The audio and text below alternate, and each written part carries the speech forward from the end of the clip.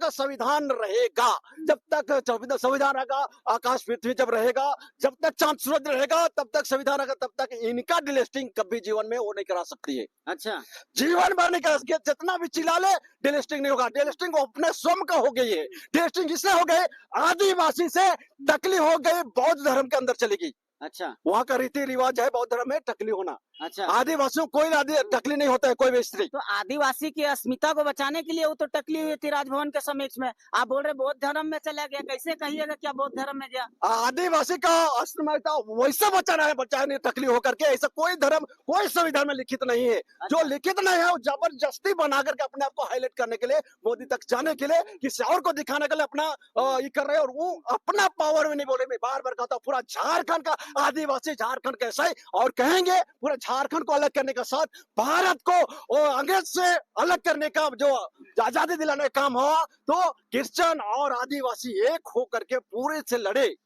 ये नमस्कार, जोहार झारखंड में फिर से एक बार स्वागत है। और आज हमारे साथ में मौजूद है झारखंड के आन बान शान सुपरस्टार मांदर वादक सिलास बड़ा, और साथ में एक समाज सेवी है। और आज एक चर्चित चेहरा आपने देखे होंगे, कभी सरना सनातन एक है, कभी डिलिस्टिंग का मांग करते हैं, तो कभी पता नहीं क्या क्या बात करते हैं। हम वही निशा भगत के बारे में बात करते हैं। आज दादा से हम जानने का प्रयास करते हैं, चूंकि इनसे पूछने का कारण यही है, चूंकि गुमला से निशा भगत भी आती है और गुमला से ये हमारे सिलास दादा भी गुमला के रहने वाले हैं। तो दादा, सबसे पहले आपको जोहार है। एकदम जोहार है आपको भी। दादा, क्या कहेंगे, कभी निशा भगत के अभी बयान देख रहे हैं, एक साल में 3-3 पार्टी को चेंज कर रहे हैं, कभी सरना सनातन एक है कहते हैं, कभी डिलिस्टिंग का मांग करते हैं, कभी पता नहीं क्या क्या मांग करने लगते हैं, उसकी तो अब हमें खुद समझ में नहीं आता। क्या कहेंगे, बताइए। निशा भगत जी को संविधान को पहले पढ़ना चाहिए था जी। लेकिन संविधान को आज तक एक पेज भी उलाट के नहीं पढ़ी है, ऐसा लगता है जैसा उनका भाषा में। तो इसलिए मैं कहना चाहता हूँ कि निशा भगत हो चाहे सिलास बड़ा हो, तो दुनिया का कोई भी हो, संविधान जब बना है, हिंदू मुस्लिम सिख ईसाई सब है भाई भाई करके, इनको बांटने का जो काम कर रही है ये निशा भगत कर रही, सब नहीं, भारतीय जनता पार्टी का फोकल ये बनी है, अच्छा, आवाज बनी है। और वो जैसा कहता है वो पार्टी वैसा ही ये बोलती है। अपना इसका ताकत नहीं है, क्योंकि रघुवर दास इसको पावर दिया है ऑलरेडी। यहाँ पर इधर से जो गुमला में होके आया है ना, उस समय से पूरा भोकल न्यूज भी बताया, पूरा झारखंड के सभी न्यूज बता चुका है कि भारतीय जनता पार्टी की है। और उस तरह से करके वो हर समय लड़ाने का काम कर रही है। क्या किसका लड़ाने का?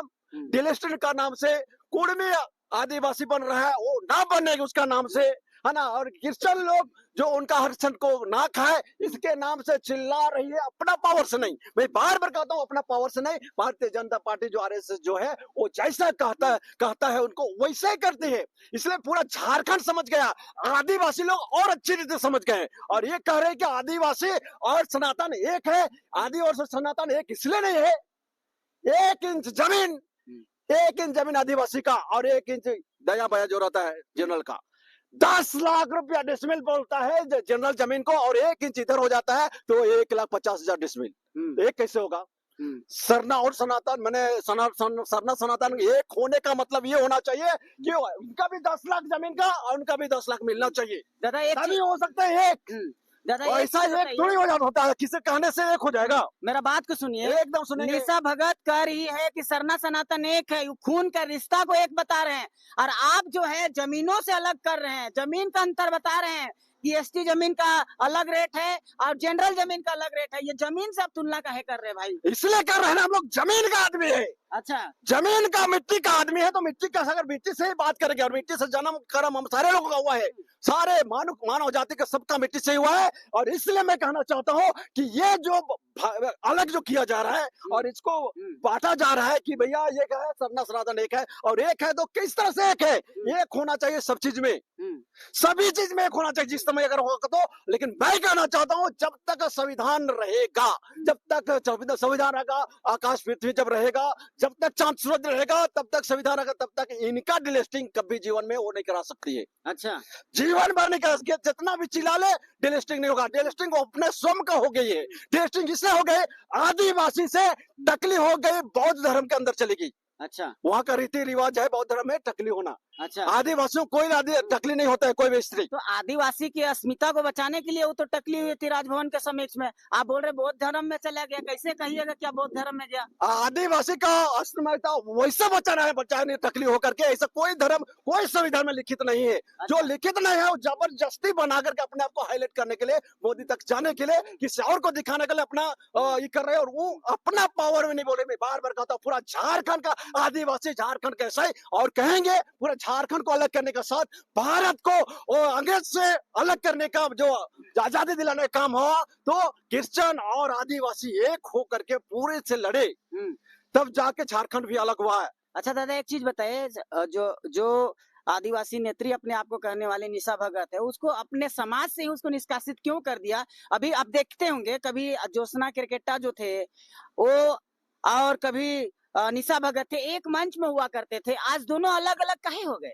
ये ज्योत्सना क्रिकेटा थोड़ा पढ़े लिखे है, थोड़ा संविधान के अंदर आई, जिसके लिए क्या है कि आदिवासी सरना और ये क्रिश्चियन जो ईसाई है, वो एक माँ का बेटा बेटी इसलिए कह पा रही है कि सही माने में सारा काम एक साथ दिखाई देता है। नाचना, देखना, रीति विधि, सारा चीजें जिसके लिए एक सही पॉइंट में जा रही है और सबको एकजुटता कर रही है। आदिवासियों को एक है, वो एक होकर लड़ेंगे तभी जाके हमको सारा चीज मिलेगा। अगर सरना कोड भी चाहिए तो हम दोनों मिलकर लड़ेंगे, तो उनको सरना धर्म कोड भी दिला देंगे। अच्छा, और अकेले लड़ेंगे तो नहीं मिलेगा। कोई भी मांग करना है तो मिलकर लड़ना चाहिए। लेकिन इस तरह का गलत संदेश जो दे रहे हैं कि सरना और सनातन एक है, ये इसलिए नहीं हो पाएगा। किसी भी एंगल से वो एक नहीं हो सकती है। लेकिन ईसाई और जो सरना जो है ना, उनको सब एंगल से देखिए एक है। चलिए दादा, बहुत खुशी हुआ, बहुत अच्छा लगा आपसे मिलके। और एक चीज हम कहना चाहेंगे आप सभी लोगों को, हमारे दर्शक बंधु जितने भी हैं, एक कमेंट सेक्शन का कमेंट बॉक्स खुला है, एक बार आप लोग प्रतिक्रिया जरूर दीजिएगा। निशा भगत कह रही है कि सरना सनातन एक है, लेकिन हमारे सिलास बड़ा जी कह रहे हैं कि सरना और ईसाई दोनों एक है। सरना ईसाई दोनों एक है। अब कहाँ तक की प्रतिक्रिया, क्या आपको, आपके विचार क्या लगता है, एक बार कमेंट सेक्शन में जरूर, आप कमेंट बॉक्स खुला है, एक बार अपने प्रतिक्रिया जरूर दीजिएगा। चलिए फिर से आप लोगों से मुलाकात करते हैं, तब तक के लिए नमस्कार करते हैं, जोहार करते हैं।